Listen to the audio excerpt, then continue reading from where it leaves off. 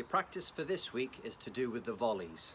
One thing I see at the club is a lot of people volley and their frame of racket is too straight. What we, in the tennis terms, we call too closed. And what you need for volleys is a little bit of movement of the racket under the ball. So the first thing, okay, is checking that you've got the correct grip. For volleys you should be using what we call the chopper grip, the continental grip, where your hand is in the middle. And a good little practice to know if you've got the grip is if you go and hold the neck of the racket and then chop, as you can see, the grip should hit your forearm, okay? And that just helps you know that you've got the grip in the middle. If you find it goes on the inside of your forearm, your hand's slightly over on the western side of the grip. If you find the grip misses on the outside of your forearm, then you're more on the eastern side of the grip. So to know you've got it in the middle, when you chop, the grip should hit your forearm, okay? So you've got the grip. Now your first exercise to practice this spin for volleys, get in a nice energized state with a ball, and as you throw the ball up, you're just gonna cut the racket under the ball. And you can do series of them, or you can just do one at a time.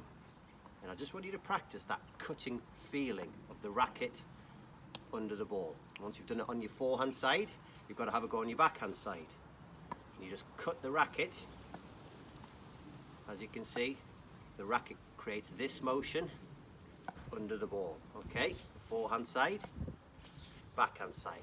And that's your practice for this week, because on the volleys you need this cutting motion onto the volley to get that spin. And a good little exercise also, try going both ways. And that's your practice, cutting the racket, spinning the ball. Exercise 1 for your volleys. Exercise 2, you're going to need a wall. Exercise 2, as I said, you need a wall.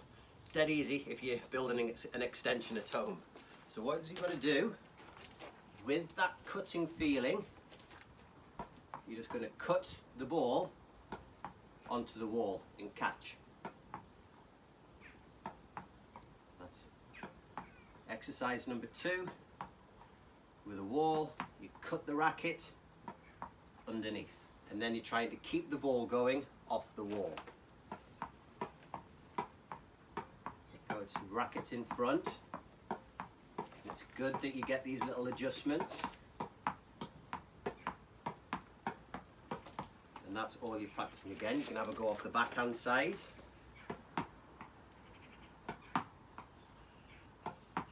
And then try and keep the ball going. Look at the angle of my racket face. Yeah, look at the angle of the racket face.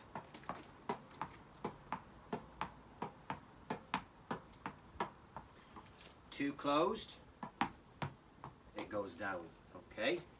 Exercise number 2, little cuts of the racket onto a wall.